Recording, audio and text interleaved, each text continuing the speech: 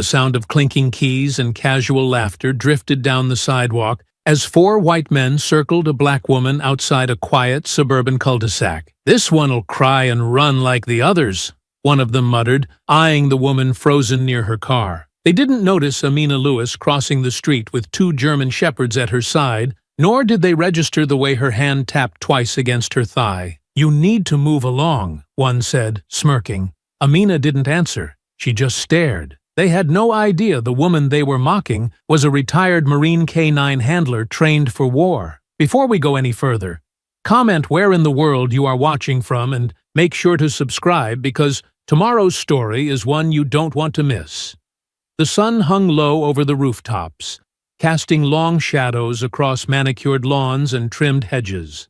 The neighborhood was the kind that boasted silence as a virtue.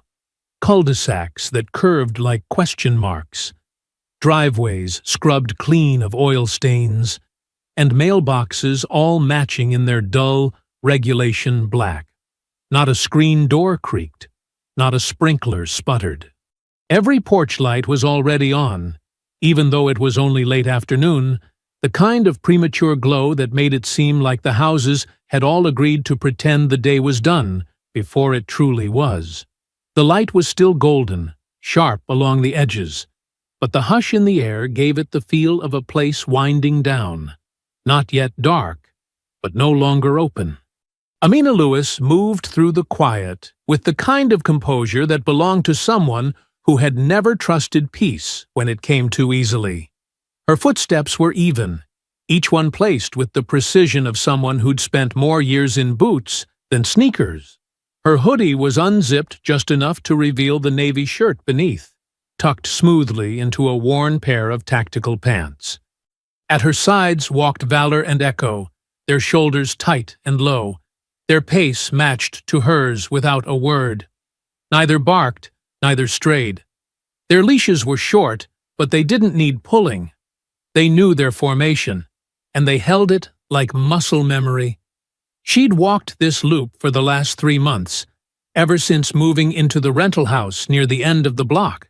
The streets always looked the same, clean, symmetrical, empty, but the eyes behind the windows changed. Sometimes it was a curtain shifting just slightly. Other times, a phone angled behind a blind. No one ever waved. They didn't ask about the dogs. They didn't ask about her. That was fine. Amina wasn't here to be liked. She was here because this place was supposed to be quiet. She had earned quiet. But today, quiet didn't feel the same. Something in the stillness prickled under her skin. Not danger exactly, but the shape of it, looming somewhere just out of view. The dogs felt it too. Echo's ears tipped forward. Valor's jaw tensed. Their gait tightened, steps slower. Heads lifted slightly as they tasted the air with their noses. Then Amina heard it. At first, it was just voices. Male, casual, laced with the kind of exaggerated humor that came from performative confidence. The volume was too controlled to be a fight, too smug to be harmless. It came from just ahead, where the sidewalk curved around a small patch of hedges and a rusting iron mailbox that leaned slightly to the left. She slowed, eyes narrowing, weight shifting slightly toward the balls of her feet. The dogs stopped with her. She didn't need to see yet to know the type. She had heard that tone before. It was the tone of men who didn't raise their voices because they didn't have to. Men who made their threat clear not with fists or weapons, but with the confidence that they'd never be held accountable for whatever came next. She gave a quiet, low command. Just a syllable, barely audible. Flank. Echo peeled left, moving through the brush like mist. Valor swept right, paws silent on concrete. They vanished from direct view, but not from range. They knew the terrain now. They understood the perimeter. Then Amina stepped forward, rounding the hedge. She saw them at once. 4 white men, mid-30s to early 40s, spread in a semicircle that wasn't touching the woman in front of them, but didn't need to.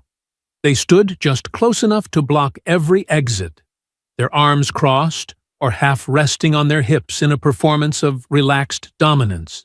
Their clothes were worn but deliberate. Mud-caked boots, rolled-up sleeves, sunburned skin above open collars. Their faces held the slack expressions of men who believed nothing could stop them.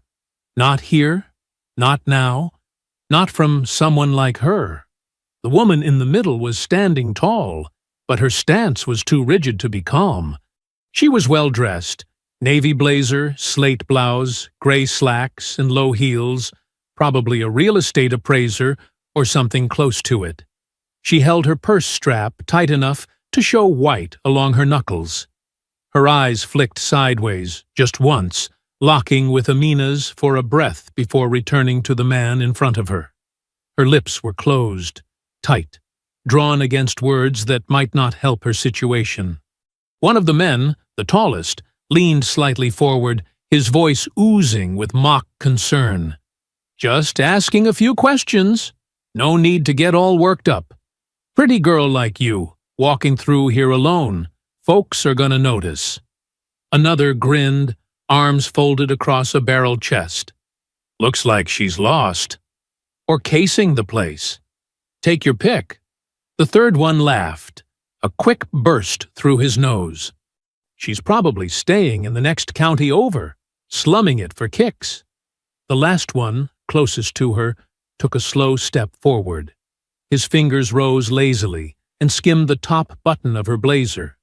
Not pressing, not grabbing, just hovering long enough to be felt.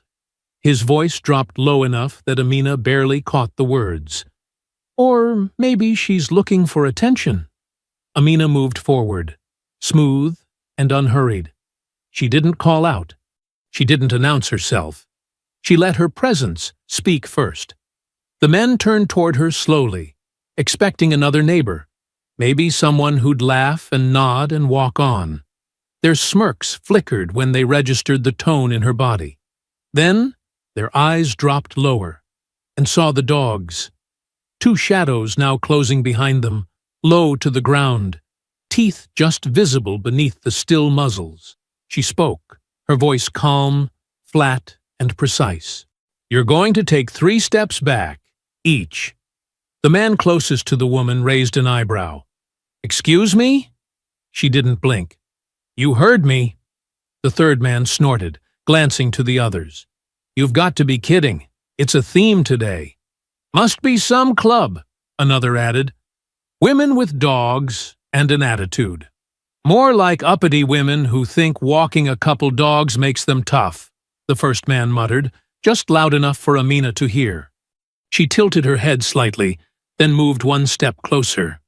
Echo edged forward from behind them, lips curling just enough to flash teeth without a sound. Valor mirrored him on the opposite side, tail rigid, head low. Amina didn't raise her voice. "One more time. Step away from her. Now." Instead, the tallest man pulled a small folding knife from his pocket, not flipping it open, just letting the gesture hang there like a dare. "Lady, I don't think you understand what kind of neighborhood this is." Amina stared at the blade, then at the man's face. She wasn't measuring risk. She was measuring sequence, distance, timing, reaction speed. She knew the numbers. She had run them 1,000 times. 2 seconds to launch. 3 targets within 5 feet. Dogs on command. No warning shots needed. Her fingers moved near the clasp on Valor's leash. The dogs held position, still statues charged with energy, and the air snapped tight. Across from her, the woman hadn't moved, but her breath had changed. She was waiting. The men were shifting now, not laughing anymore. The one with the knife dropped his smirk. His eyes flicked to the dogs, to Amina's hands, and to the exact space between them. Amina's tone dropped further, almost into a whisper, but not weak, just deadly certain. "If you want to find out what I'm trained for, keep talking." Nobody moved. Then one of them, shorter, wider, red-faced from the sun or something stronger, broke the silence with a forced laugh that didn't quite reach his eyes. "Lady, you need to calm down. You don't scare anybody." He looked toward the man with the knife, nodded once, and that was all it took. The man lunged, fast and low, the blade flashing as he charged straight at Amina's left side. She didn't step back.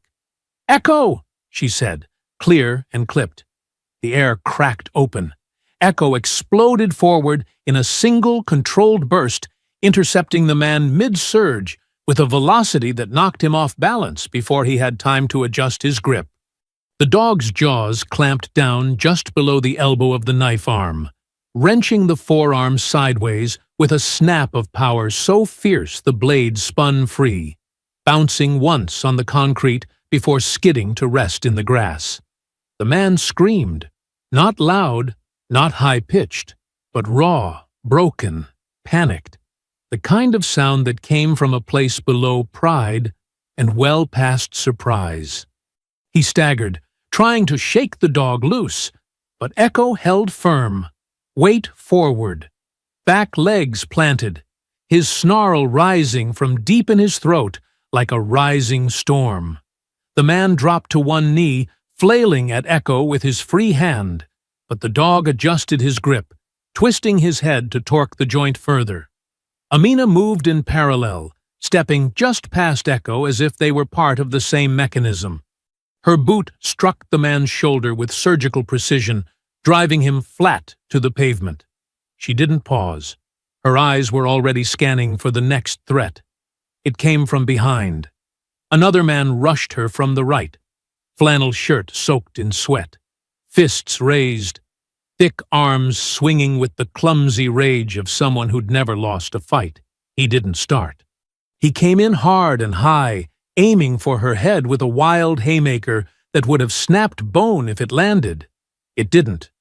Amina dipped under the arc, letting the punch pass over her shoulder, then pivoted and drove her elbow directly into his lower ribs. She heard the grunt before she felt the collapse of his center. As he stumbled, she snatched his wrist and spun, twisting him into a tight joint lock that dropped him hard to the ground. His back hit with a thud, air leaving his lungs in a gasp that barely made it past his teeth. He tried to roll. She let him. Then she struck again, knee first, into his side, sharp and fast. He cried out, curling instinctively, arms drawn in. She planted a forearm across his throat and leaned in close, not to whisper, not to taunt, just to make sure he understood. "I warned you." She stood, quick and clean, not even winded. Echo still had the first man pinned. The man's face was pale now, blood seeping around the punctures in his forearm, the knife nowhere near his reach. His voice was hoarse from screaming, begging the dog off, muttering that he was done. He was done. He was done. Echo didn't let go, not until Amina gave the release command. 2 words spoken sharp and low. "Let him." Echo disengaged, stepping back in one swift motion, teeth bared but no longer locked. He returned to Amina's side, posture tight, tail stiff, ready for the next. The other 2 men had been watching, one with his mouth open, the other still clenching that ridiculous baton, knuckles white, face unreadable. Their confidence had cracked, but it hadn't yet broken. Not fully. They hadn't moved to help. They'd stood there, watching, calculating whether this woman and her dogs were worth the risk. Now, they knew the answer wasn't simple. Tasha was still at the wall, eyes wide, mouth half open. Her phone trembled in her hand, pressed to her chest like a lifeline she hadn't yet figured out how to use. She hadn't cried out, hadn't screamed, but her breath had gone shallow, fast, and tight. Amina didn't turn to her. She didn't need to. She could feel the woman's terror and gratitude in the same breath, like a pulse beating just outside her own. The 2 remaining men moved in with the desperate confidence of those who couldn't afford to lose face. Their mouths had gone still, their bravado drained by the wreckage on the sidewalk, their 2 friends groaning in the dirt, one bleeding, the other clutching his ribs and wheezing through clenched teeth. But something darker had taken their place. Not fear, not yet. More like the sharpness of men raised to believe they had the right to finish what they started. Amina didn't wait. She planted her feet and, sidestepping around the nearest curb, edged closer to the stretch of street lined with parked vehicles. When the two remaining men broke cover, she backed up 3 steps and smoothly slipped between 2 parked cars, turning the choke point into her advantage. The choke point was narrow, barely enough space for one man to swing a weapon, let alone 2. Echo circled wide behind a pickup truck, paws gliding silent over the sidewalk. Valor remained close, head lowered, eyes never leaving the baton now twitching in the hand of the taller one. The man with the baton came first, eyes locked on Amina, using its metal weight like an extension of his ego.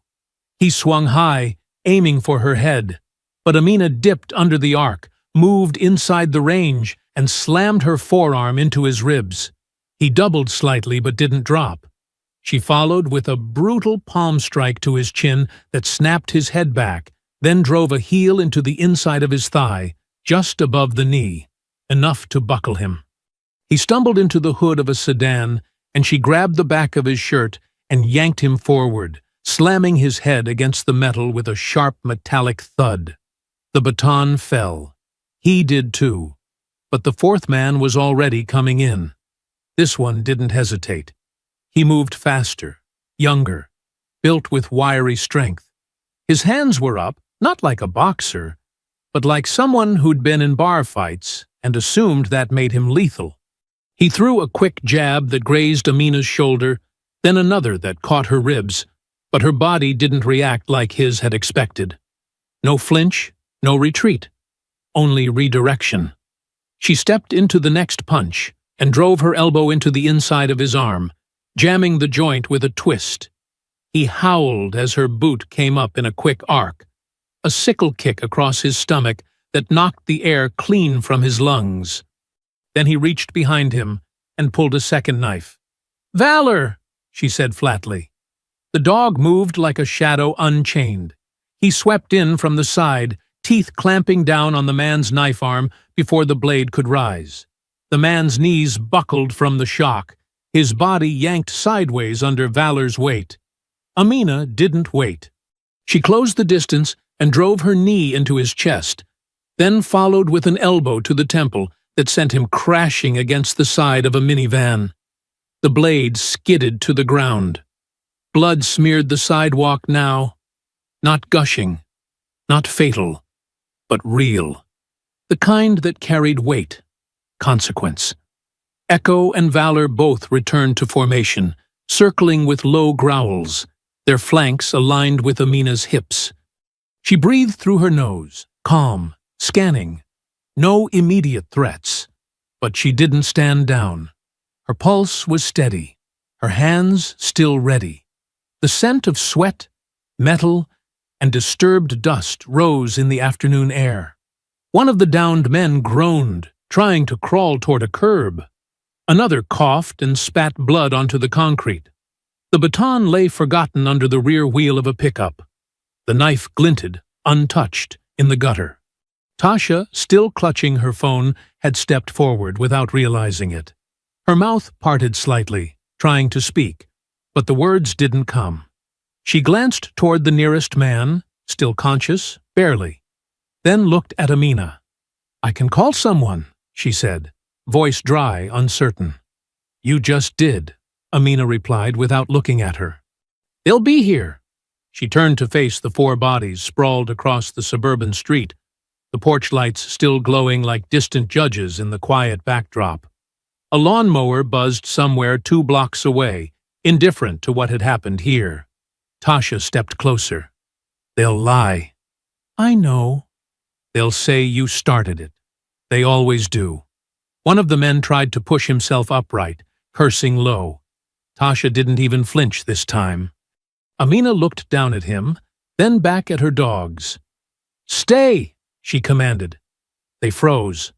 She crouched beside the man, pulled a zip tie from her back pocket, one she always carried, and cinched his hands with mechanical precision. She moved to the next, then the next.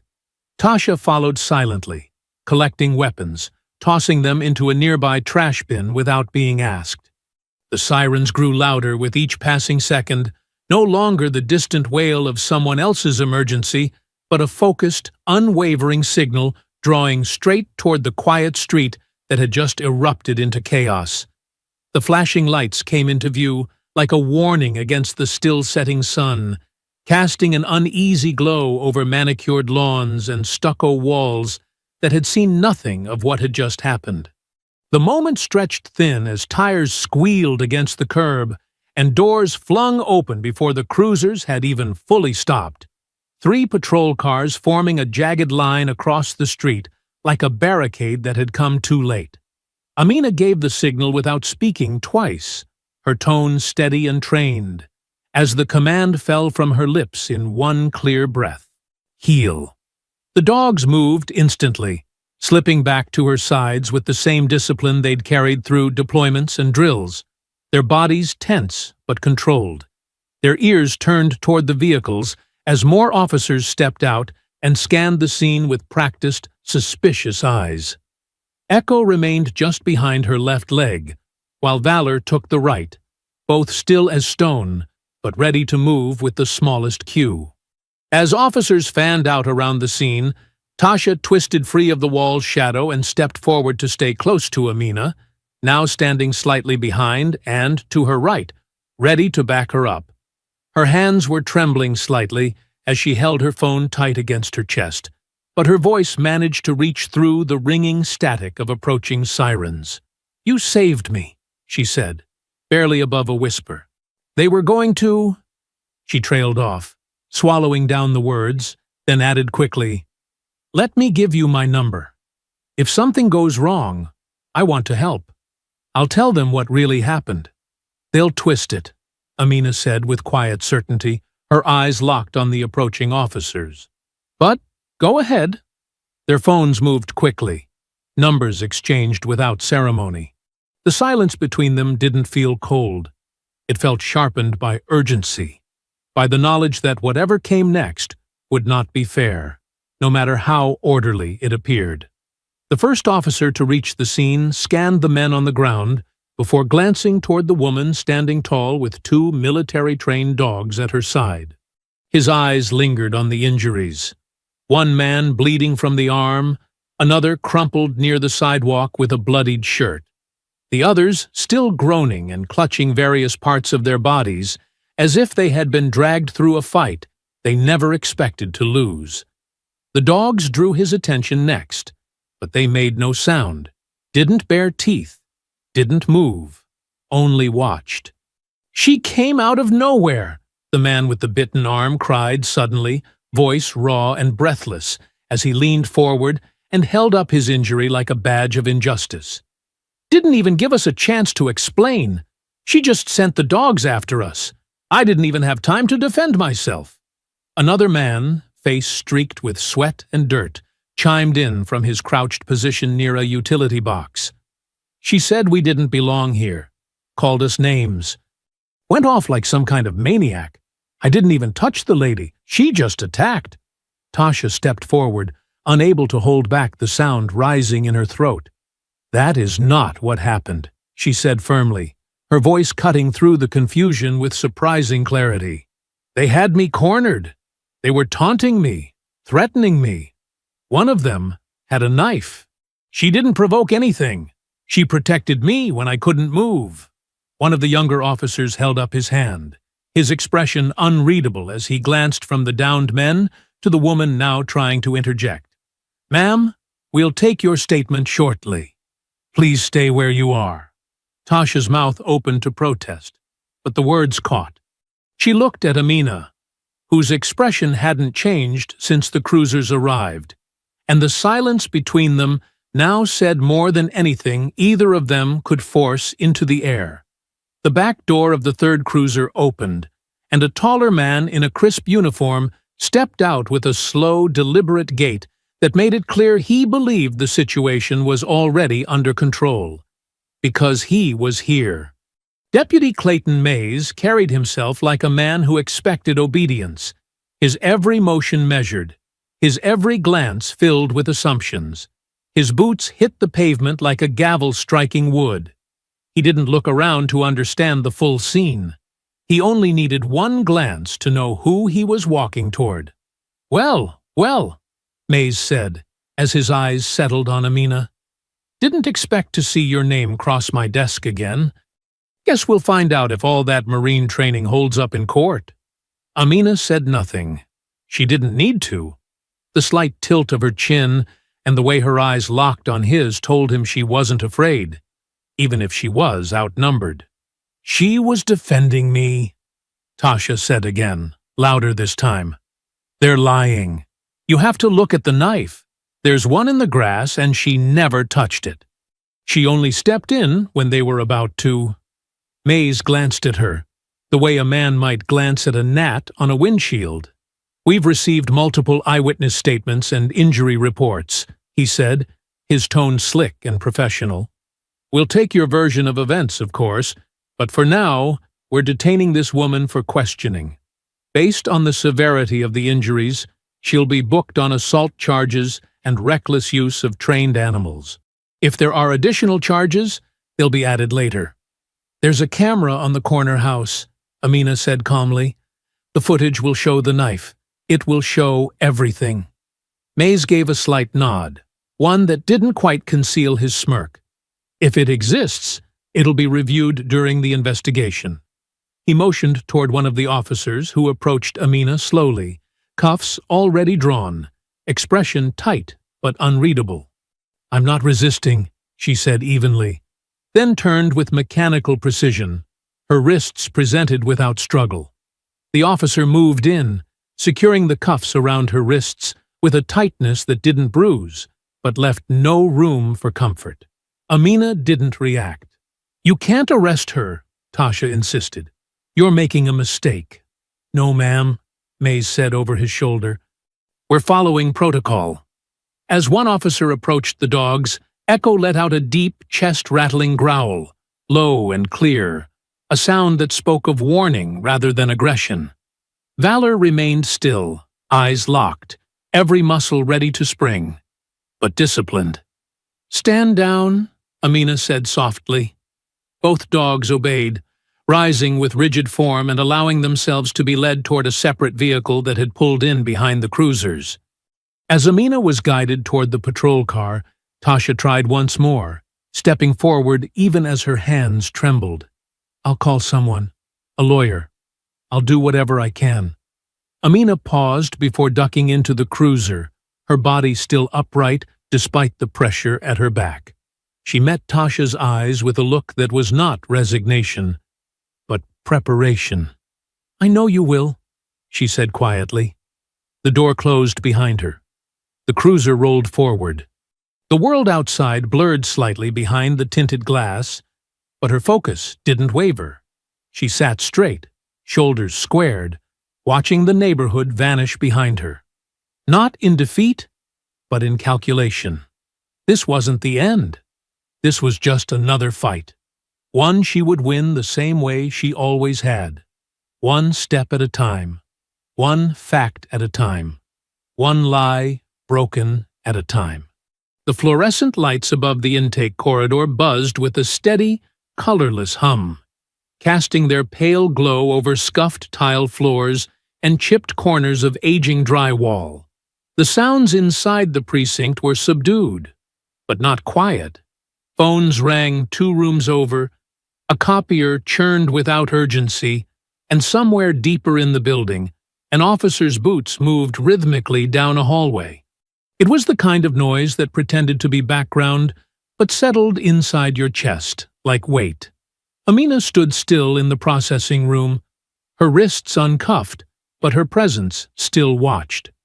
2 officers worked around her, one tapping on a terminal, the other sorting through the contents of a sealed evidence bag that now held her phone, her wallet, and the nylon harnesses that once rested across Valor and Echo's shoulders. She had already been fingerprinted. Her mugshot had already been taken, twice, once head-on, once from the side. No one had spoken to her beyond orders. No one had asked a question that suggested context or care. She had not resisted.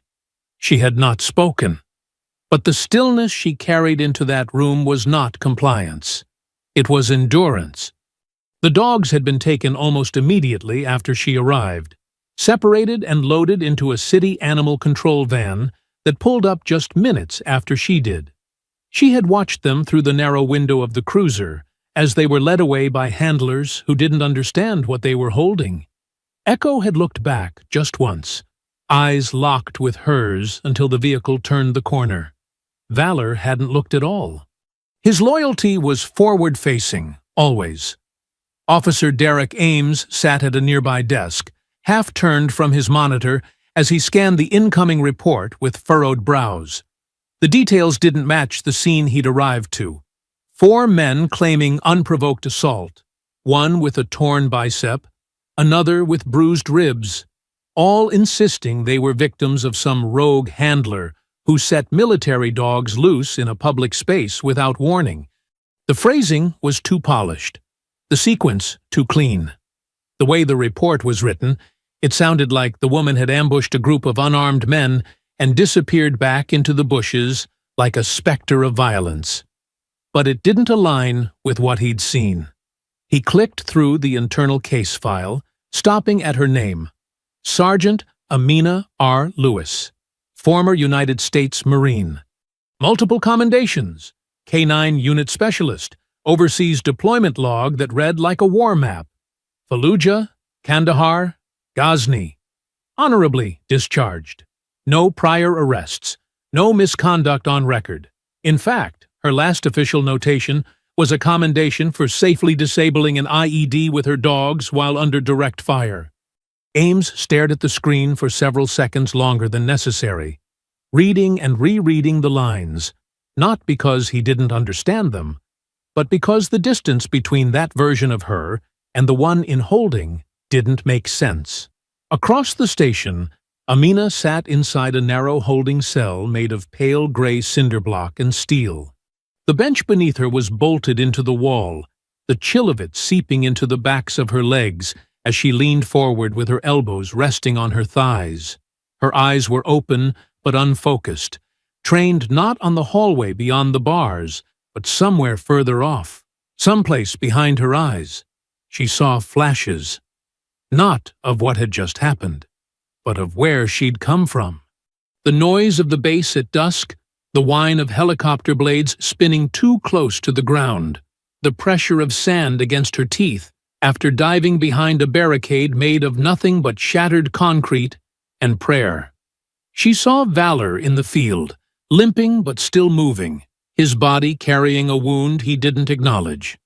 She remembered the ringing in her ears after the blast, the scent of burning fabric, the way her hands kept moving even when her mind didn't know where to go next. It wasn't memory, it was presence.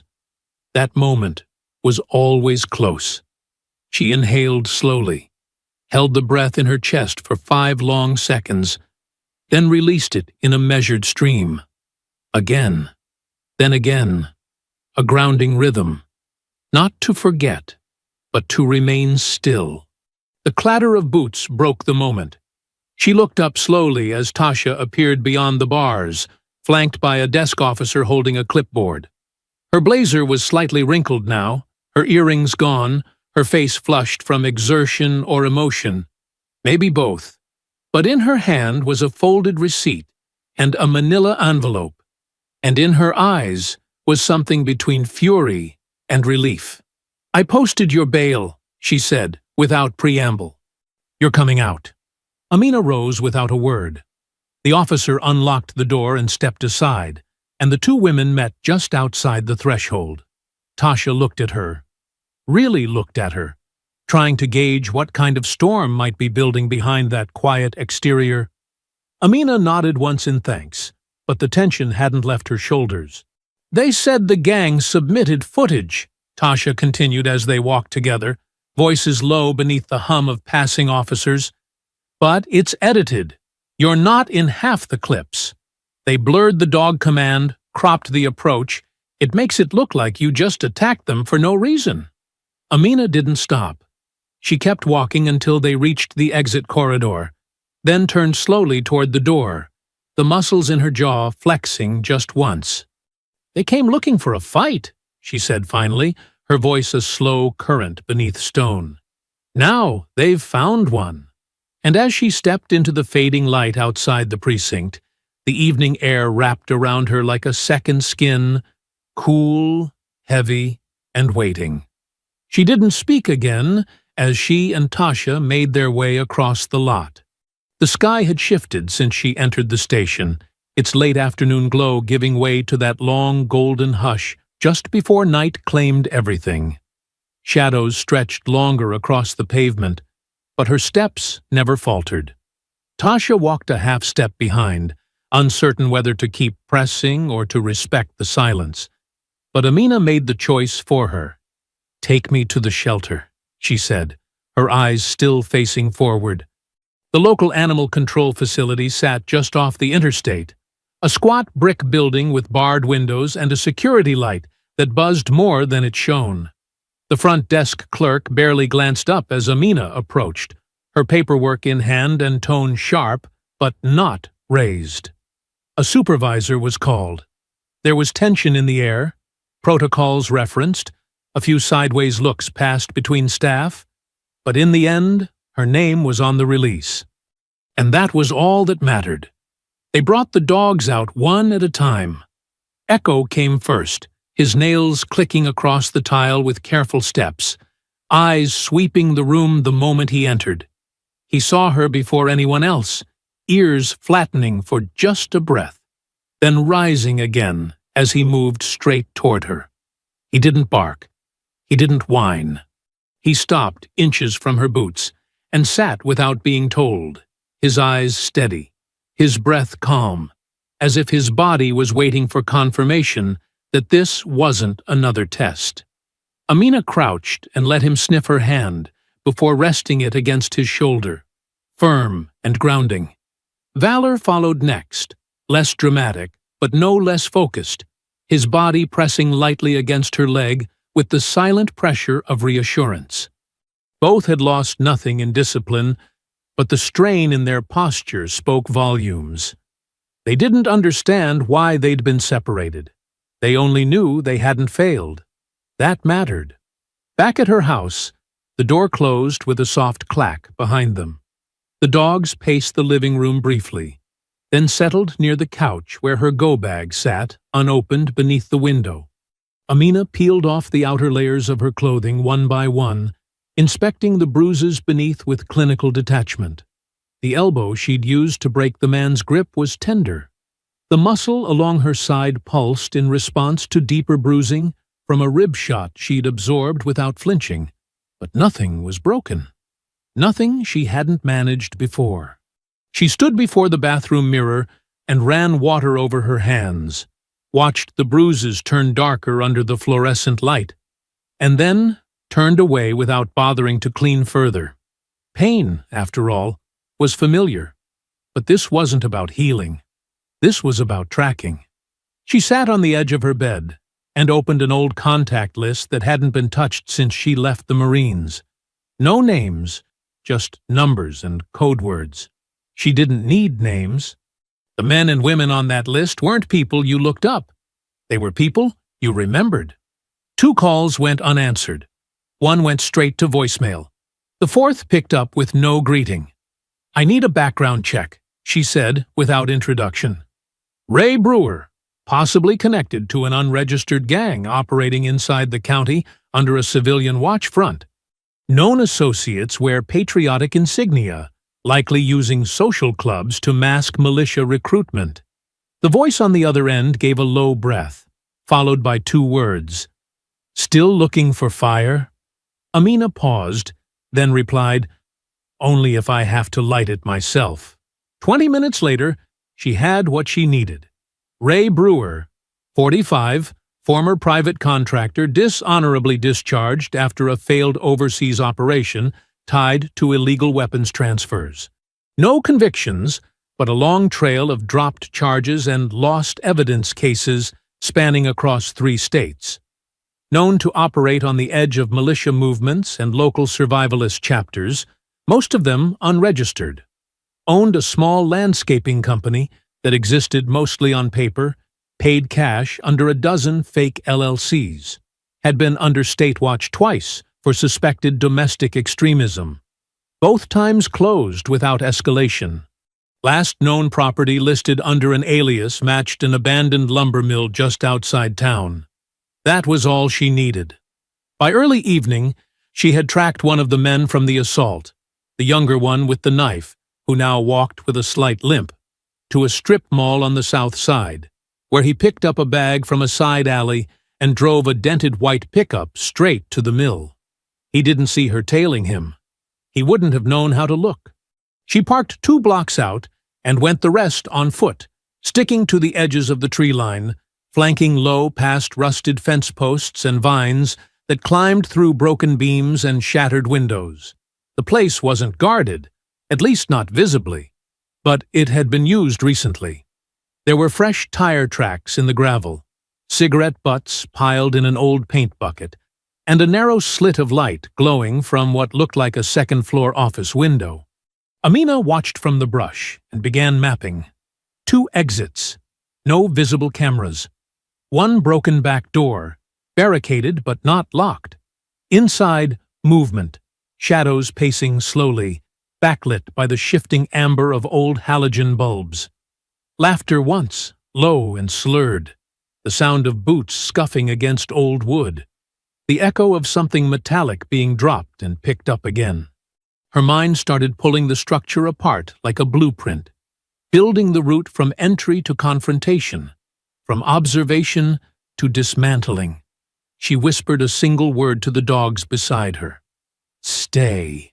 And as they lowered into the grass, eyes locked forward, she began the next phase. The moon had risen halfway across the sky by the time Amina returned to the house, its silver light casting narrow shadows through the blinds that fell like quiet stripes across the hardwood floors. The air outside had cooled, thick with the scent of pine and damp earth, but inside her home the atmosphere felt sharpened, focused. The quiet was no longer restful. It was preparation. She moved without turning on the lights, letting muscle memory guide her through each drawer, each tucked-away crate where old gear had waited untouched since the day she folded her uniform for the final time. She retrieved the equipment slowly, methodically.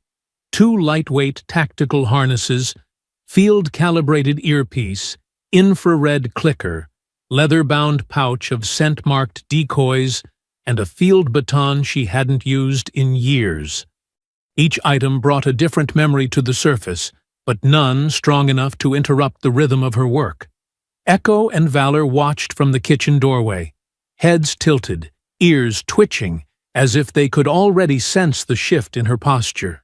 She didn't call them. They came on their own, sitting before her with the unspoken readiness that only time and trust could build. They hadn't forgotten what the gear meant. Neither had she. Outside, the backyard offered just enough cover, tree-lined on 3 sides, unlit, with natural dividers of hedges and stones that allowed her to recreate the kinds of environments they had once worked in daily. She moved through it now, with the same slow, silent cadence she had used overseas, stepping over patches of gravel and soft soil, her feet avoiding brittle leaves and loose debris with unconscious ease. The moonlight glinted off the clasp of Echo's harness as she tightened it. Then Valor's, each buckle snapping closed with precision. She gave the first command, low and clipped. Search. They fanned out wide, not running, but sweeping. A deliberate formation meant not to find an enemy, but to restore their own sense of rhythm. Amina tracked their progress by the subtle sound of rustling brush, the nearly silent snap of twigs disturbed under careful paws. She followed in their wake, setting decoys along fence lines and between broken planters, marking them not with scent, but with the small metal clicks that both dogs had learned to associate with threat. She tested their reaction times next. Silent signals, alternate paths, modified cues, and every time they responded not just with accuracy, but anticipation. Valor crouched low at every signal shift, tracking shadows that weren't there, his entire frame coiled with a steady alertness that mirrored her own. Echo leapt a 2-foot barrier without hesitation, circled back when prompted, and stopped short of the final decoy with perfect body control. This wasn't just training, it was remembrance. She paused for water, crouching beside the raised garden bed that now served as a tactical marker, and rested a hand against Echo's side. Her mind slipped then, not by choice, but by rhythm, into the past, pulled backward into memory by the weight of silence that smelled like sand. It had been Iraq, summer of 2007, the outskirts of a town most maps didn't mark. The convoy had stopped for a routine sweep, the air hot enough to sting and the wind carrying the scent of rust and sun-baked roadkill. Amina had been second from the lead vehicle, helmet heavy on her brow, boots digging into gravel as she moved forward with Echo at her side. He had paused, not hesitated, just frozen, with his nose pressed an inch above the ground. His body had locked, not with fear, but with certainty. She remembered the heat rising through her armor, the sweat beading beneath her gloves, the sound of the wind pushing grit into her mouth.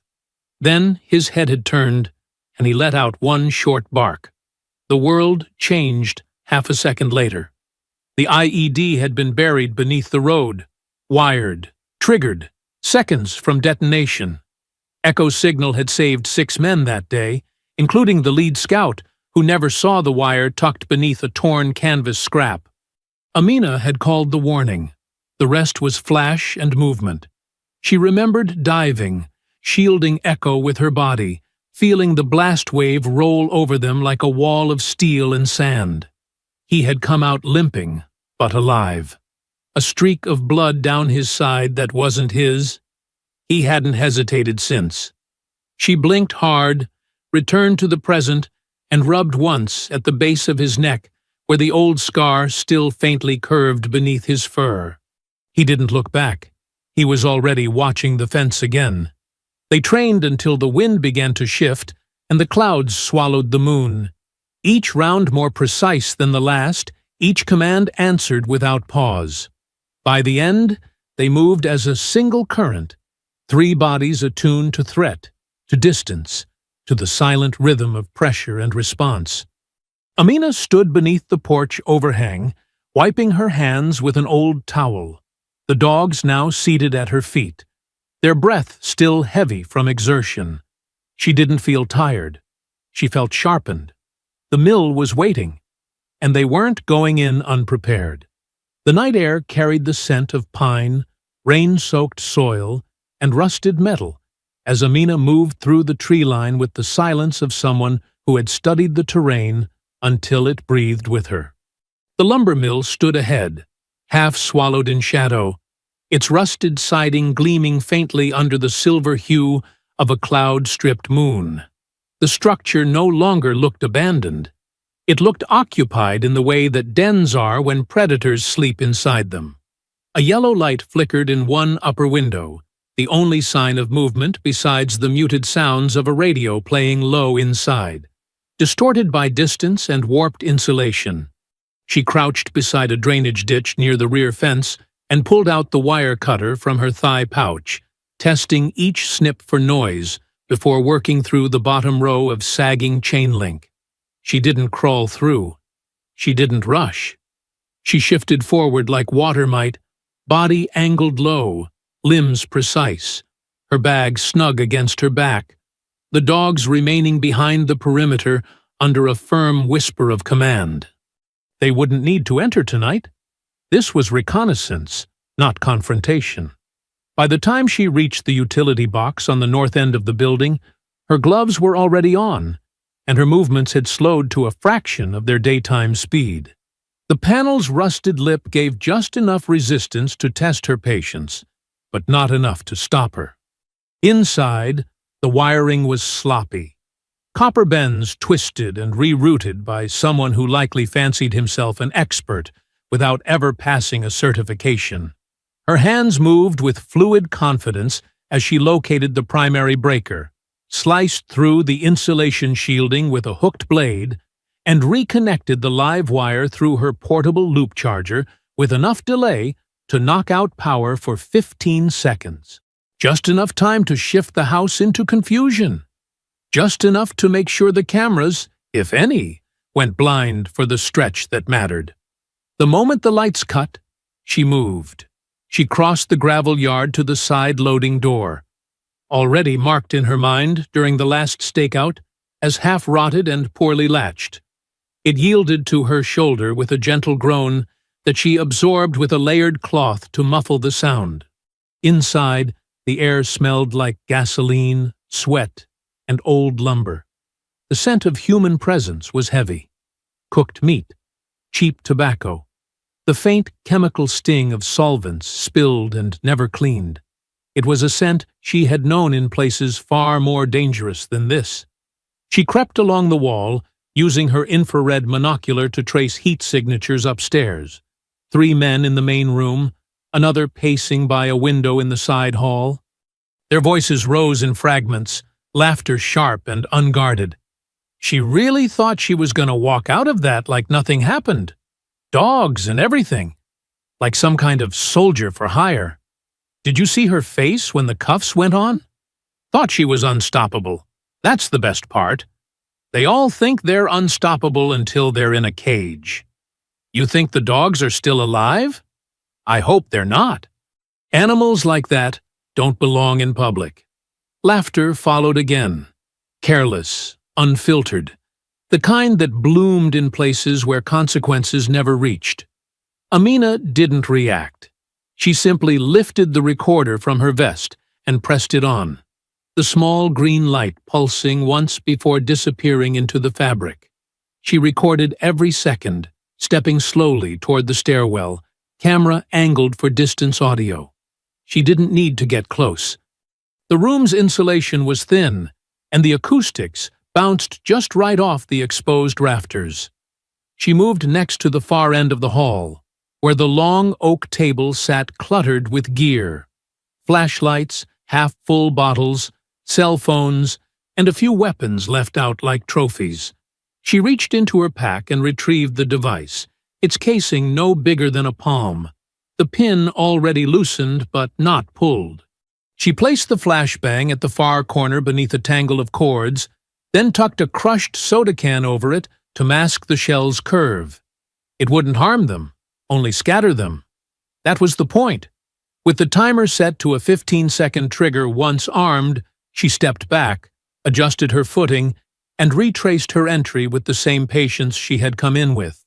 She moved past crates marked with phony cereals, overboards warped by rain and time, and out into the open night once more before finally slipping back under the fence and into the dark belly of the woods. She didn't look back. She didn't need to. The flashbang detonated 2 minutes later, sending a thunderclap through the surrounding trees and a shock of white light that burst through the mill's window like lightning. The startled shouts came immediately after, tangled in panic and confusion. She heard the slam of boots stumbling downstairs, the thud of someone tripping over a bench, and a string of loud voices echoing out into the open air. A voice shouted, "Who left something on the table?" Another yelled, "I can't see. What was that supposed to be?" Then a third groaned loudly, followed by a heavy thud and a frustrated cry. "I think I twisted my ankle."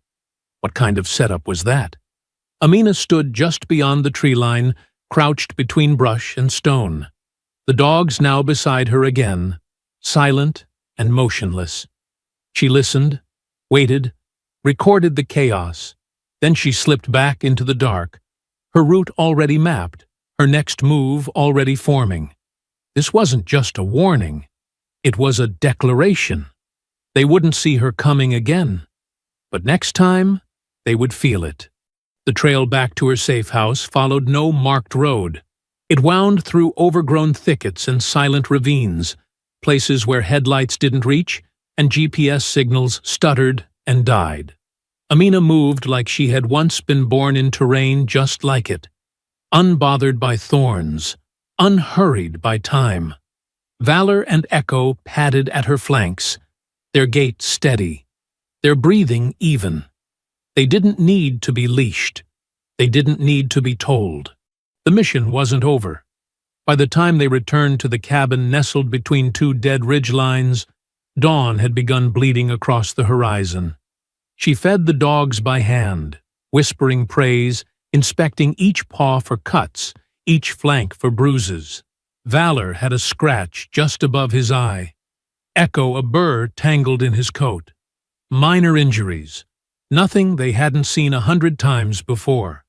She tended to them as she would a team, not pets, respect between equals forged in fire and grit.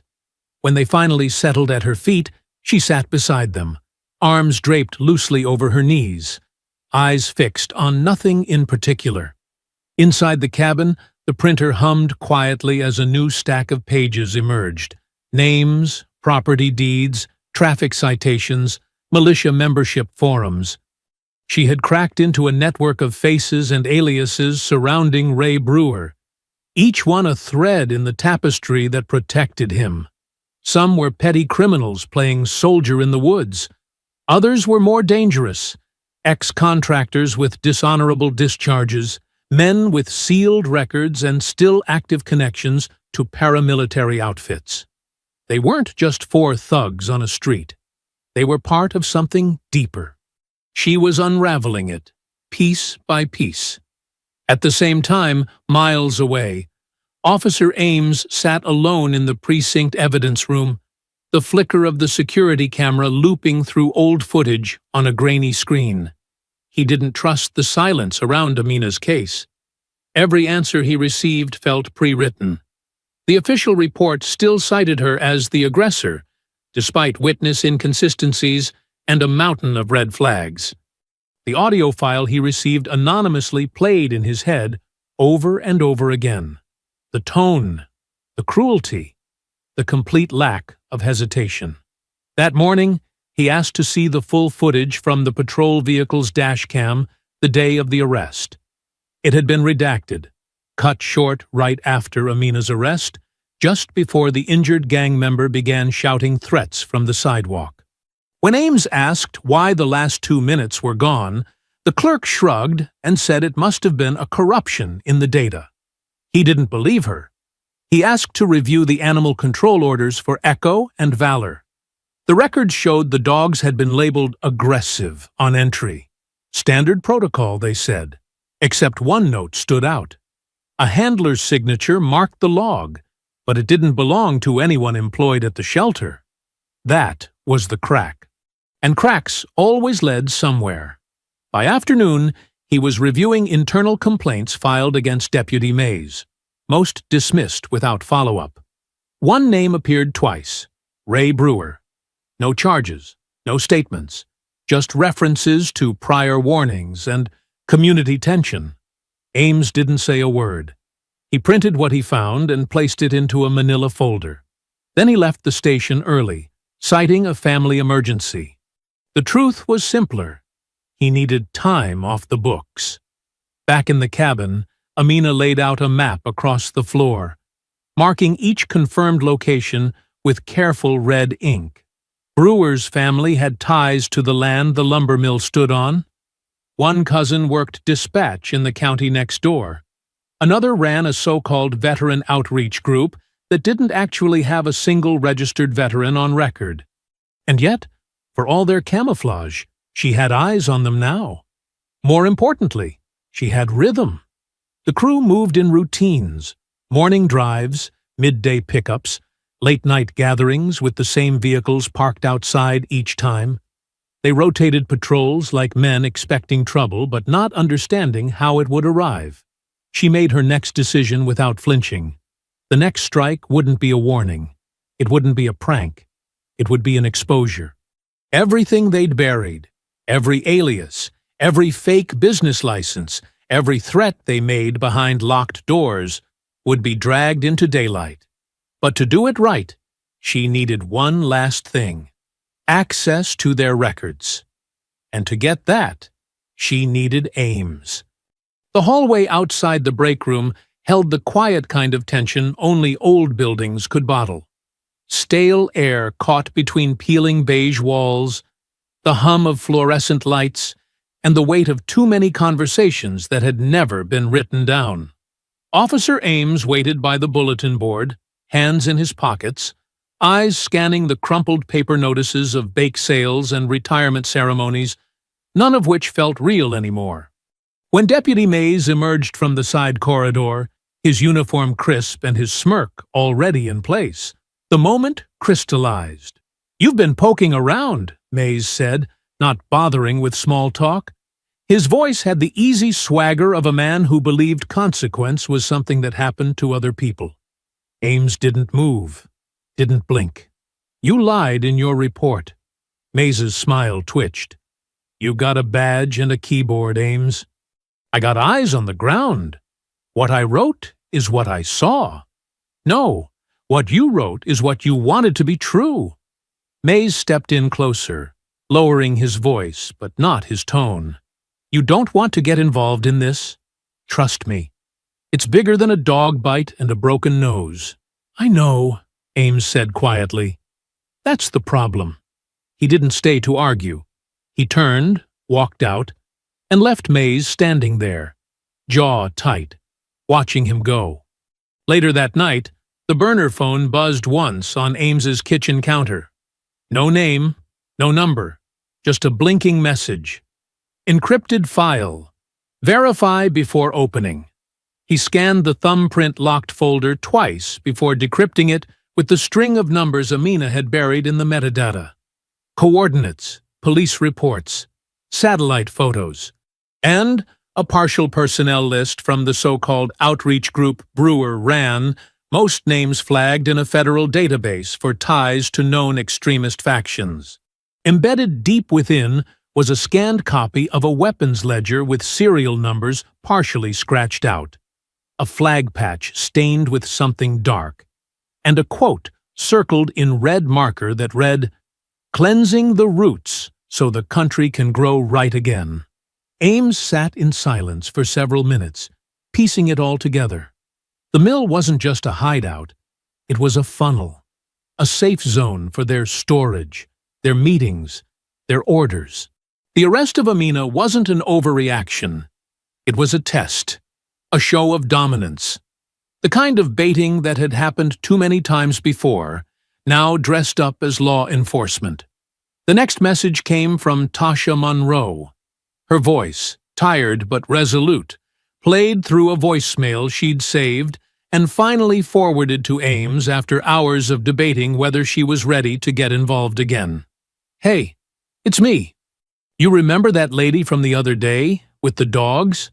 Yeah, well, guess what? Cops actually booked her. You believe that? I told you she wasn't the problem. Anyway, thought you'd like to know.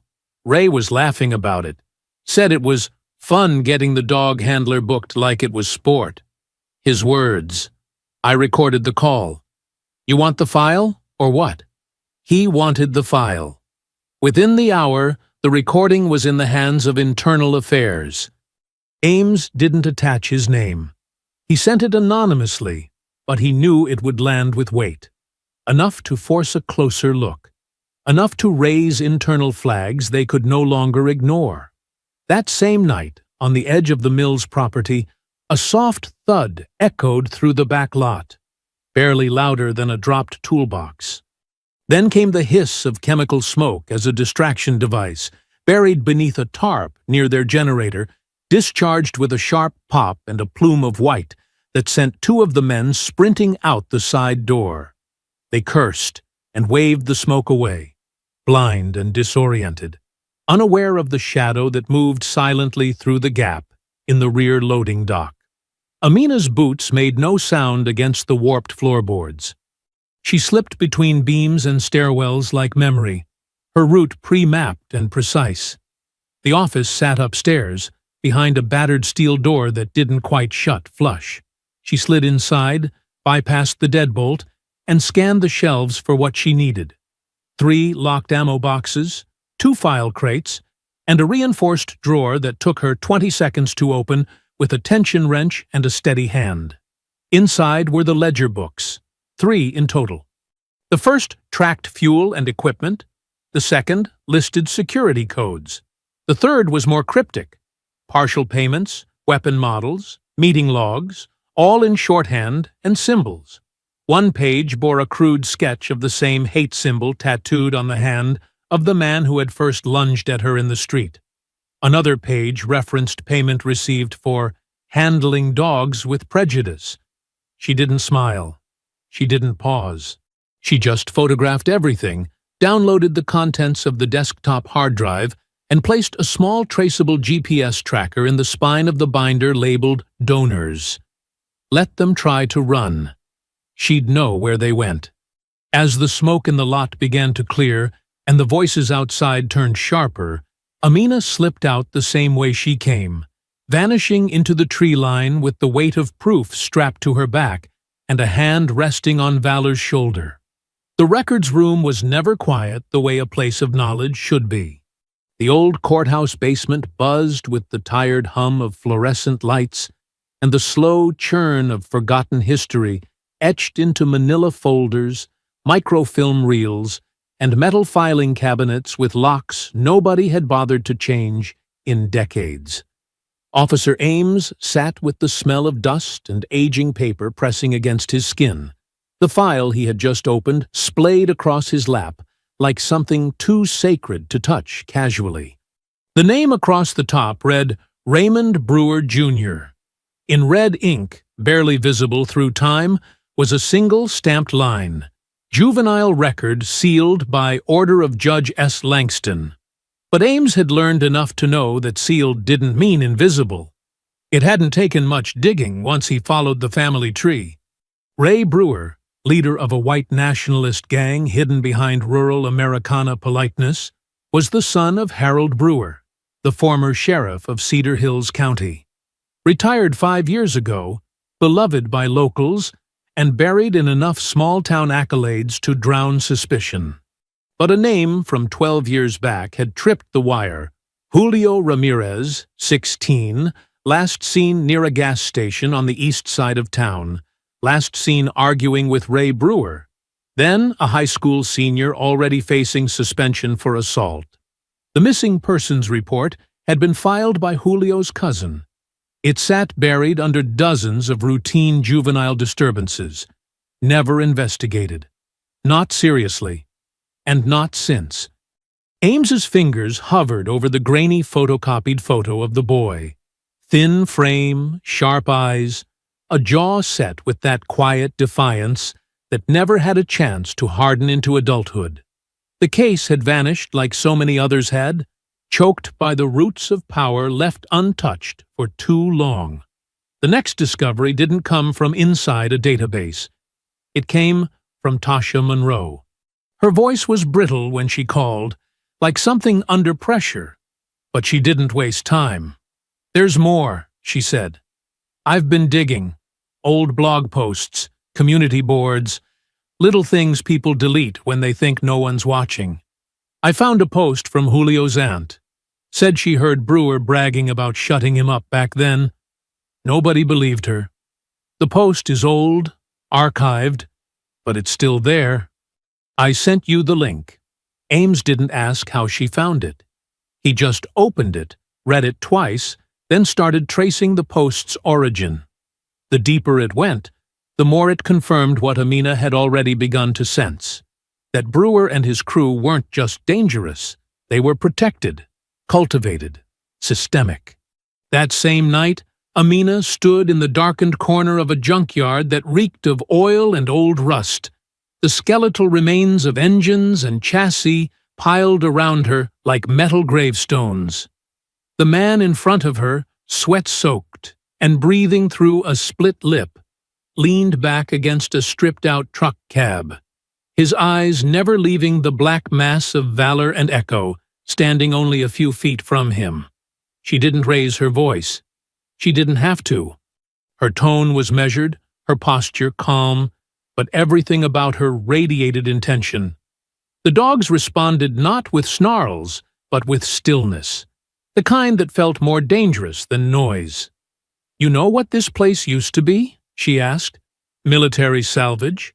Some of these parts were pulled from downed convoys overseas. There's a rhythm to wreckage if you know how to listen. Every piece tells a story. So will you." The man swallowed. He wasn't the muscle of the group. He was the errand boy, the one who ran smokes, stood lookout, laughed loudest when others led. He wasn't built for pressure.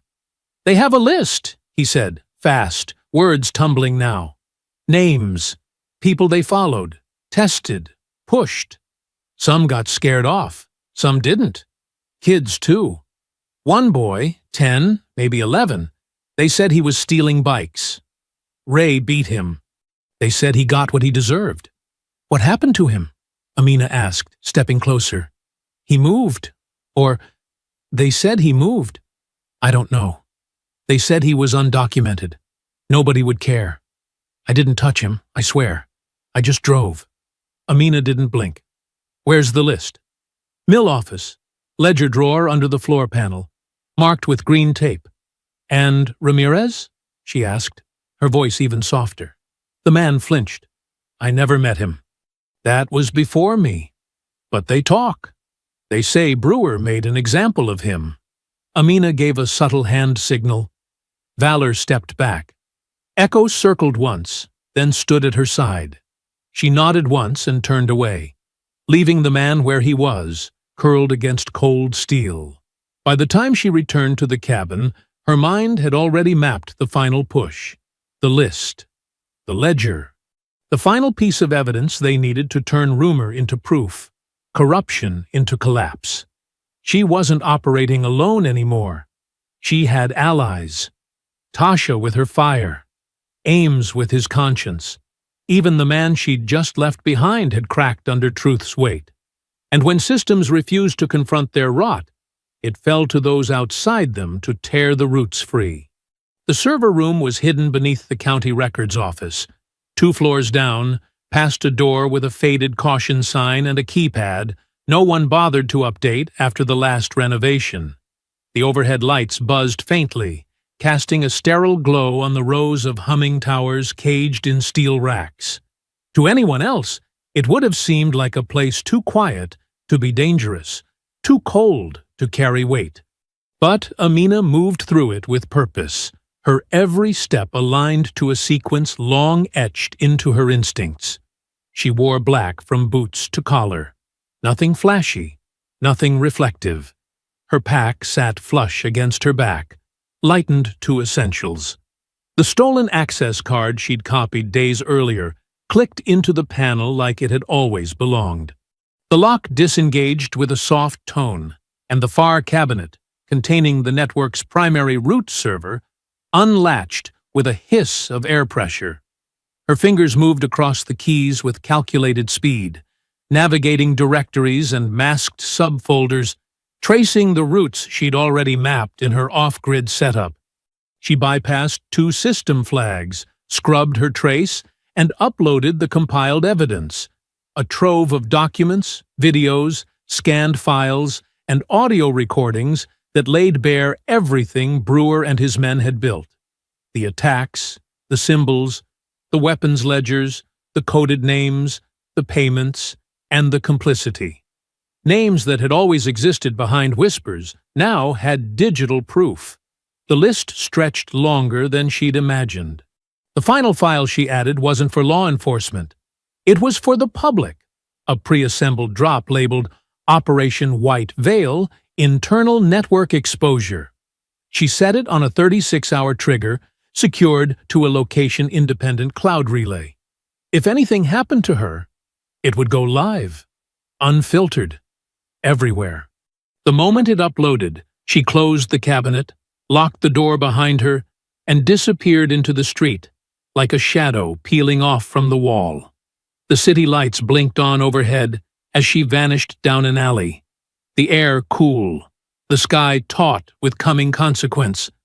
That night, she charted the terrain around the gang's new meeting place, a run-down hunting cabin deep in the woods north of the county line. The kind of place that didn't show up on Google Earth without a lot of zoom and luck. She circled it twice from a distance, mapped the blind spots in their perimeter, the rusted propane tank behind the tool shed, the loose paneling on the cabin's north side, the soundproofing they'd attempted with old insulation boards. She noted the boots at the door, the vehicles parked behind the ridge, the beer cans stacked high in a plastic tub. They were settled in, confident again, believing that Amina had disappeared or been swallowed up by the legal system they had used so many times before as their shield. But Amina didn't sleep that night. Neither did her dogs. Back at the station, Officer Ames sat in silence across from Internal Affairs. His badge had already been removed from his chest and placed in a plain envelope on the table. The lead investigator didn't mince words. "You've been communicating with a wanted fugitive." "Wrongfully accused," Ames replied, his voice calm, his spine unbending. "You've sent internal documents to an outside source. I leaked the truth. If that's a problem, we have a different issue." "You're done here, officer." He stood without answering, walked out with his head high, and didn't look back. His phone buzzed once in his pocket before he reached the exit. It was Amina. A single message. "Final stage. 0200 hours. Broadcast if I go dark." But Ames didn't need the timer. He had already taken precautions of his own. Earlier that evening, before being pulled from duty, he had uploaded a copy of the footage showing Deputy Mays standing at the precinct entrance, casually texting Ray Brewer moments after Amina's arrest. He'd paired it with another clip, Mays leaning into the interrogation room, whispering to another officer, "She's not walking out of here. I'll make sure of that." His voice was clear. The camera caught every word. The entire package had been sent to a journalist Ames trusted, a veteran from the war who now ran an underground investigative podcast focused on exposing hate groups embedded in law enforcement. The journalist didn't ask for confirmation. He simply responded, "I've got it. If you vanish, the world hears everything." Meanwhile, in the deep quiet of her cabin's back room, Amina knelt beside Valor and Echo, checking each harness, testing each strap, touching their foreheads as if sealing a pact. Her tools were packed. Her routes were memorized. And her voice, though silent, rang like tempered steel. It was never about revenge. It was about exposure. If the system wouldn't clean its own rot, she would cut it out, piece by piece. The cabin appeared through the trees like a bruise against the hillside. Its walls dark with rot and damp, a single yellow bulb flickering above the front door, casting warped shadows across the porch, where rusted tools and empty bottles littered the floorboards. Amina stopped at the tree line, one hand resting lightly on Echo's back as Valor eased forward, his body low, his breathing shallow but measured. The scent of stale beer and gun oil hung in the stillness, but so did something else. Complacency. She scanned the perimeter first, eyes sweeping across the truck parked at an angle near the shed and the careless sprawl of extension cords leading to a generator coughing behind the building. They weren't expecting visitors. That much was clear. But just because they were sloppy didn't mean they were harmless. She knew better. The men inside were the kind who thrived on control, who mistook fear for respect and numbers for strength. Tonight, they would learn the difference. Amina tapped her thigh twice. Echo vanished into the dark, cutting wide toward the rear, while Valor slinked toward the side entrance, staying low beneath the broken gutters. She followed between them, a silent current moving through shadows, her footfalls absorbed by wet soil and pine needles. At the edge of the porch, she paused, crouched, and waited. Inside, someone knocked over a bottle. Laughter followed, then a voice slurred with the weight of cheap whiskey. Oh, she screamed like a stuck pig. You should have seen her run. Another voice grunted in response, but it was closer, just beyond the door. Amina counted her breath, then her options. She reached for the small switch on her belt, pressed it, and a thin arc of current flickered to life at the end of her stun baton. It hummed with quiet promise. From the other side of the cabin, Echo gave a low signal bark, one short chuff. Contact made. The side door creaked open. A man stepped out with a cigarette in one hand, a pistol holstered against his hip, and the kind of swagger that came from not knowing you were already marked. Before he even noticed her, Valor lunged from the shadows and slammed into his legs like a battering ram. The man buckled instantly, the cigarette flipping out of his mouth as he crashed onto his back with a scream muffled by Echo closing in fast. Amina moved in tandem, gripping the baton and driving it into the side of his ribs before he could reach his weapon. He convulsed once, then dropped, twitching, still conscious but incapable of reaching his sidearm. From inside, someone shouted, "What the?" Amina was already moving. She rolled through the open door, landing behind a broken recliner as one of the gang members, a thick-necked man in a stained hunting vest, drew a knife and charged. She didn't hesitate. Her boot met his knee in a snapping sidekick that sent him stumbling, and as he swung wildly at her with the blade, she caught his wrist, redirected the force, and slammed his hand against the wall hard enough to hear bone crunch. The knife dropped. She spun, caught his arm under her own, and used his momentum to throw him backward into the coffee table, which exploded under the weight of his landing.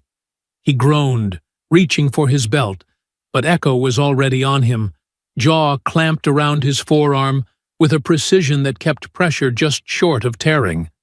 The man froze, breath shaking, as the dog growled low and close, eyes locked on Amina for confirmation. She didn't give the order to finish. Not yet. Another figure came barreling from the hallway, this one younger, leaner, but louder. He had a baseball bat, and the kind of reckless energy that screamed desperation. Amina sidestepped the first swing and caught the second, slamming her forearm against his wrist to redirect the arc. The bat clattered to the floor. She grabbed him by the collar, drove a knee into his stomach, then flipped him over her shoulder onto the ground. Valor moved to cover, teeth bared, but Amina signaled him back with a soft click of her tongue. The hallway pulsed with heavy footfalls now. More coming. She dragged the stunned man by the arm and shoved him toward the closet door, pinning it shut with a nearby chair. Echo retreated to her flank, still guarding the one on the floor. Valor held his position near the threshold, a silent wall of muscle and discipline. More voices echoed from the back room, some barking orders, others panicked. But Amina didn't retreat. She adjusted her grip on the baton and moved deeper into the house. The air inside the cabin thickened with every step Amina took. Each breath carried the stench of sweat, mildew, and rage. The floor beneath her boots creaked like it remembered violence, like it had soaked it up through the boards and was ready to bleed again. Behind her, Echo paced tight to her left, ears pinned forward, while Valor stayed slightly ahead, tracking every sound like a wire drawn taut. From the back room, something crashed. Furniture shoved aside, a man cursing, a door slamming open against the wall. Brewer had heard the chaos. He knew someone had come for him. But he didn't know it was already too late to run. Amina raised her hand, palm flat in the air. Valor dropped to a low crouch, Echo slinking behind the broken hallway arch. Amina stepped forward, calm and fluid, the stun baton humming faintly in her grip. The hallway narrowed toward a doorway framed in warped wood, and just beyond it, she saw the flicker of movement, a flash of denim, the glint of a holster, the sound of breath held too long. Then, the door flew open. The first man charged, yelling something slurred, swinging a hammer like it was an extension of his anger. Amina didn't sidestep. She stepped into him. The baton arced in a tight crescent, struck the inside of his wrist, and his grip shattered. She caught the hammer mid-drop and drove the butt of it into his ribs. The breath left him in a bark, and before he could double over, Echo surged past her in a blur of muscle and fury. The dog's weight took him off his feet, crashing him through a sagging bookshelf that rained splinters and moldy paper. Two more came behind him, moving together, one with a tire iron, the other with a jagged hunting knife. They didn't hesitate. They saw a lone woman in a hallway and thought numbers meant victory. They didn't see the signal. Amina's left hand flicking once, low and tight. Valor moved like lightning, teeth snapping around the wrist holding the tire iron, dragging the man sideways into the wall with a sickening thud. He screamed, but it cut off into a gurgle as Amina spun into the second man, caught his elbow mid-strike, and twisted his arm until the knife dropped between them.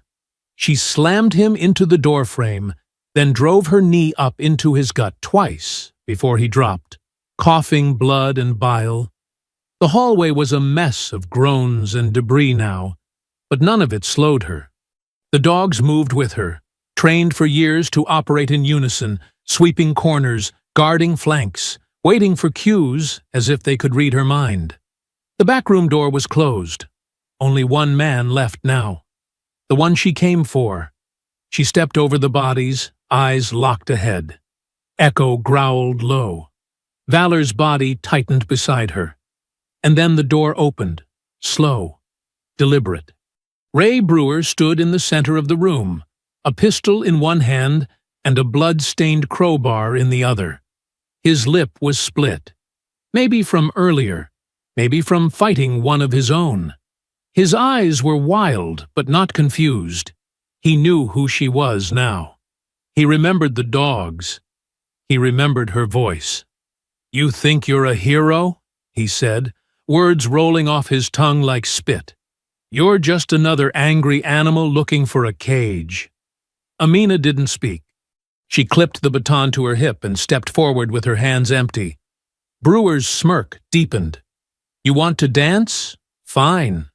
Let's see if that uniform ever taught you how to bleed." He tossed the crowbar aside and rushed her. The impact was brutal.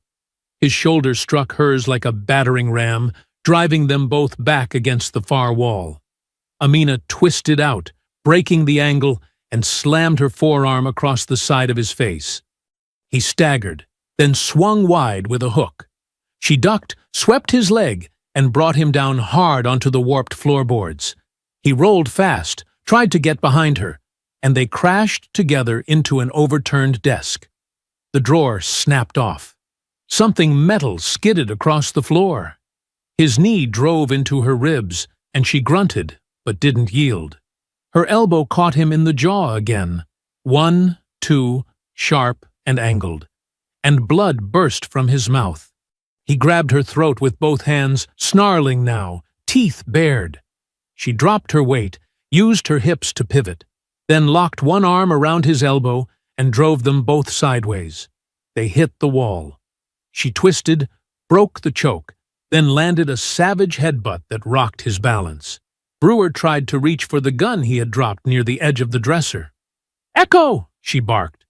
The dog lunged, teeth clamping around Brewer's forearm before he could reach the weapon. He screamed, high and guttural, and Valor closed the gap too, snapping his jaws inches from the man's neck. "Down!" Amina said. The dogs froze. She straddled Brewer's chest, slammed his hands flat to the ground, and brought her knee down to pin his sternum. "You called this a game," she said, breath measured but burning. "You made people bleed for your amusement." Brewer didn't stay down. With a grunt drawn from someplace deeper than pain, he jerked his arms free in a burst of desperation, catching Amina off balance just long enough to twist his hips and throw her off. She hit the ground hard, shoulders slamming into a support beam, her body briefly stunned from the impact. She rolled fast, trying to regain position, but Brewer was already moving. He threw himself on top of her, fists swinging, wild and full of panic, the weight of everything unraveling behind his eyes. One punch caught her cheekbone, splitting the skin clean. Another landed square against her ribs. The breath sucked out of her lungs, but she didn't cry out. Pain was information. She read it, adjusted. She tried to reach the baton clipped at her hip, but his knee pinned her arm, crushing it against the splintered floor. He snarled, grabbing a shard of broken wood nearby, raising it like a crude dagger. That was the moment the dogs moved. Echo broke from the frozen stance with a flash of white teeth and muscle, launching herself into Brewer's side. The impact knocked him clean off Amina, his scream echoing through the small room as the dog sank her teeth into his shoulder and dragged him backward across the warped floorboards. Valor surged next, flanking from the other side, his growl low and sustained like a warning issued from something older than language. He didn't bite, but he pressed close, trapping Brewer's legs, forcing him flat, overwhelmed on every side. Amina rose slowly, wiping blood from her mouth, her breathing steadying again as her pulse slowed just enough to think clearly. She approached them, her silhouette framed against the flickering bulb overhead, body marked with bruises but unshaken. "Hold," she said, and the dogs froze again, lips curled but obeying.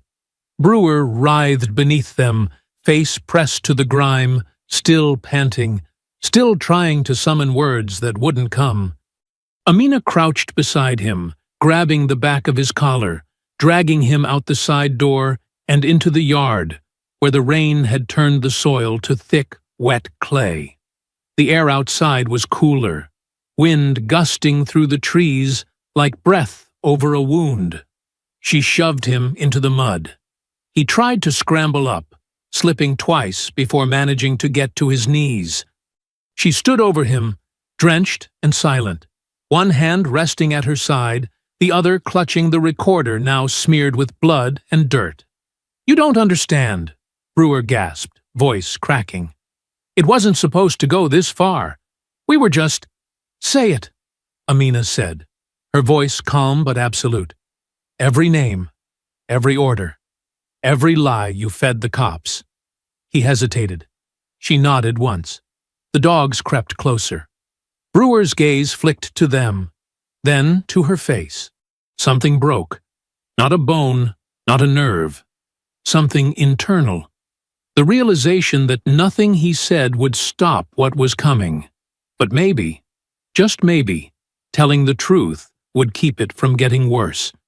He looked up at her, lips trembling, his body heaving from the effort of just staying upright. "It was me," he rasped. "I told Mays to lock her up. I knew the footage was fake. We staged it. Said it was a good way to scare the locals, make them stay in line." Amina didn't blink. "And the kid," she said. "The one who went missing." Brewer closed his eyes. "We ran him out. He saw too much. We thought he'd talk." "You killed him?" "No, I don't know. I swear, we dumped him outside county lines. Haven't seen him since." She clicked the recorder off. Then she stepped forward, took Brewer's arm, and with one final movement, drove him face first into the mud, pinning him with her knee between his shoulders until he stopped fighting. Only when he went still did she speak again. "Stay down," she said, voice low and final. "You've done enough damage." The rain began to fall harder. Brewer didn't move. She didn't rush. The weight of what came next needed to be felt, not hurried. With steady hands, Amina moved through the cabin one last time, binding wrists with nylon restraints and tearing a bedsheet into strips for gags. One by one, she pulled the remaining gang members out into the clearing, their clothes smeared with dirt and defeat, their bravado long stripped by the sound judgment of consequence. Brewer went last, dragged through the mud like the final truth exposed to air. By the time she was done, the dogs stood poised beside her once more.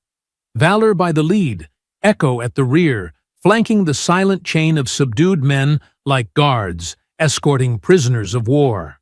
She loaded them into the back of the gang's own pickup truck, tied together and slumped in shameful silence, every window down to let the night witness their ride to reckoning. The truck rolled through town in the early gray of morning, headlights cutting through mist and gravel. Amina drove with one hand, the other resting near the stock of the baton beside her seat. But she didn't expect resistance. Not now. Not after the confession. The drive to the sheriff's office passed without incident. No sirens, no flags, no warnings. Just a quiet wake building behind her, a town on the verge of learning what it had allowed to fester behind back porches and polite fences. When she pulled up to the sheriff's office, the scene was already set. Officer Ames stood at the steps, hands at his sides, flanked by 3 members of Internal Affairs and a swarm of reporters with tripods and notepads, twitching with anticipation. The front of the building glowed under soft halogen lamps, and behind the crowd, civilians had started to gather. Neighbors, witnesses, a few who had quietly known but never spoken, all watching as the truck came to a slow, definitive stop. The moment the engine cut, Amina stepped out, the leash wrapped around her palm like a second spine.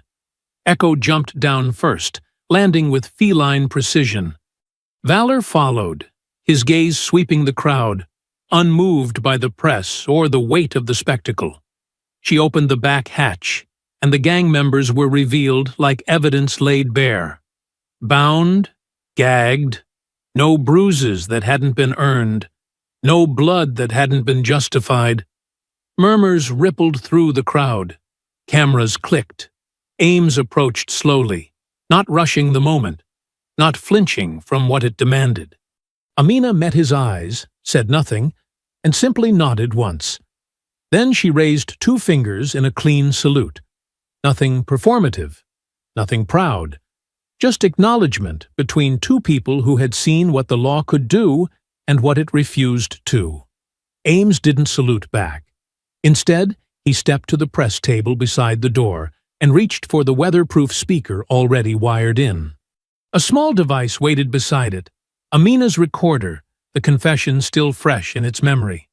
He pressed play. Brewer's voice filled the air, shaky, cornered, unmistakable. "It was me. I told Mays to lock her up. I knew the footage was fake. We staged it. Said it was a good way to scare the locals." The crowd stiffened. "We ran him out. He saw too much. Dumped him outside county lines." The murmurs turned to voices, sharp and questioning. And then Ames spoke, voice level but clear. "This was recorded last night, on location at a known militia hideout."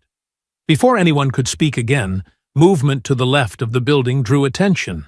Deputy Mays had cracked the side exit open, slipping one boot out onto the concrete, thinking maybe he could duck out before the worst of it landed. But 2 IA agents were already in motion. They crossed the lot fast, one flanking the door, the other drawing cuffs in a practiced arc. Mays didn't make it 2 steps before his arm was pinned behind his back, the sharp clack of the restraints echoing across the lot like punctuation. Gasps swept through the crowd. A few camera flashes lit up his face. No more smirks now. Amina stood still beside the truck, one hand resting lightly on Valor's shoulder, the other on Echo's neck. The dogs didn't move, didn't bark. They sat like carved statues, watching it unfold with the same steady presence they had held through war zones, through training grounds, through every trial that had made them more than animals. They were witnesses now, too. Brewer and the others were pulled from the truck by uniformed deputies brought in from neighboring districts, their faces pale and streaked with fear, their bodies bent under the weight of the public eye. No one stepped forward to defend them. No one pretended not to know. Ames turned to the crowd. "There will be a full investigation. internal and criminal. The department will cooperate completely. The press erupted. Microphones extended. But Amina didn't wait for the storm. She turned, gave one last nod to Ames, and walked back toward the truck with her dogs at her heels. They climbed inside together, the doors closing quietly behind them. The engines of chaos left in her rear view. The courthouse had never been so quiet. Not during the hearings, not during the depositions, and certainly not during Ames's final testimony, which laid bare everything from falsified reports to silent cover-ups stretching back more than a decade. He didn't flinch, not once, even when Deputy Mays glared from the defense table like a man still waiting for someone to save him. But no one did. Not the force, not the community, and not the silence that once protected men like him. By the end of the week, Amina's charges were officially dropped, her record scrubbed clean. A memo issued by the district court admitted wrongful arrest and a critical lapse in protocol. The mayor held a press conference the next day. Standing stiffly beside the county seal, her voice caught somewhere between guilt and damage control, she offered an apology to Amina, public, formal, and practiced. Amina stood at the edge of the crowd, arms crossed, Valor seated calmly at her heel, while Echo rested behind her, eyes never leaving the podium. When the mayor finished, Amina stepped forward. She didn't take the microphone. She didn't need to. "Apologies don't train men like that," she said, her voice even but unmistakable. "They're shaped, fed, allowed. You want change? Start where they begin." Then she turned, gave the dogs a low signal, and walked out of frame before the cameras could catch anything else. That week, the town changed. Not all at once, not loud, but slow, like thaw. Internal Affairs opened investigations into officers who had once been untouchable. Brewer and his crew were charged under federal hate crime statutes, with new victims coming forward almost daily. Mays faced obstruction, conspiracy, and assault under color of law. By month's end, the sheriff's department had been placed under oversight by the state. Tasha, who had been there from the beginning, bruised but unbroken, approached Amina with something more than gratitude. "They're going to try and forget," she said one evening on Amina's porch, a mug of tea in her hand, the sun settling low behind the tree line. "In a few months, this'll all be handled and boxed up. We should make sure they don't get to forget." That conversation became something real. They called it K9 Justice, a nonprofit that paired retired military dogs with veterans recovering from trauma, instability, and the long, quiet wait of what service took without ever asking.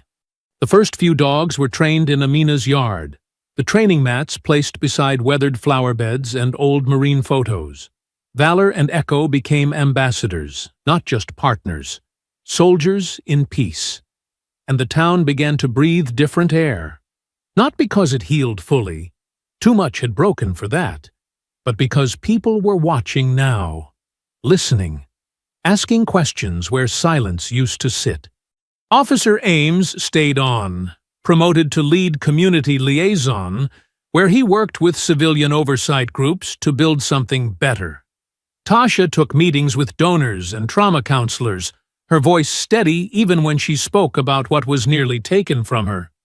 And Amina? She didn't chase headlines. She never told her full story to the press. But she walked. She walked with Valor and Echo down that same street where it all began. Different now. Not safer, perhaps, but shifted. The sidewalks still curved clean around driveways. The mailboxes still stood regulation black. But the silence no longer rang hollow. It held something new. One morning, as she rounded the corner near the same block where the fight first sparked, a small voice called out from across the street. A girl, maybe 8 or 9, stood beside her mother, a pink backpack slung over one shoulder, her hand raised in a wave that was both casual and confident. Amina raised a hand in return. Not high, not dramatic, just enough. She didn't scan the yards. She didn't tense at the sound of tires. She simply kept walking. Valor trotted ahead, Echo just behind, and the air around them was calm, not because the world had changed completely, but because she had helped it start. I hope you enjoyed that story. Please share it with your friends and subscribe so that you do not miss out on the next one. In the meantime, I have hand-picked 2 stories for you that I think you will enjoy. Have a great day.